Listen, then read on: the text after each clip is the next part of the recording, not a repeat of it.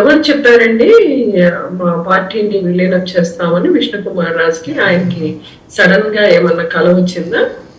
ఆయన కలలు కంటుంటారు అనమాట. ఆ కళలో చంద్రబాబు నాయుడు గారు శోభన్ బాబు గారు లాగా, అలాగే పక్కన డ్యూయట్లు వేసుకొని పాడుకునేటువంటి కళలు ఆయనకు వస్తూ ఉంటాయి అప్పుడప్పుడు.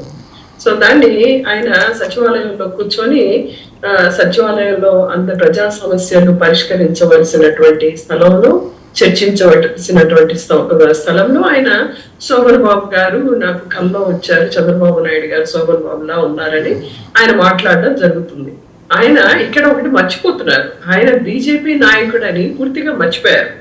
ఆయన ఆయన స్వలాభం కోసం చంద్రబాబు నాయుడు గారు లేకపోతే టీడీపీ పార్టీ వాళ్ళకి అడుగులకి పొడుగులు వత్తాలంటే అది వేరు విషయం. ఎందుకంటే ఇంతకు ముందు బీజేపీ అధ్యక్షులు ఎవరు ఉన్నారో కన్నా లక్ష్మీనారాయణ గారు కానీ, అంతకుముందు ఇప్పుడున్నటువంటి పురంధరేశ్వరి గారు కానీ,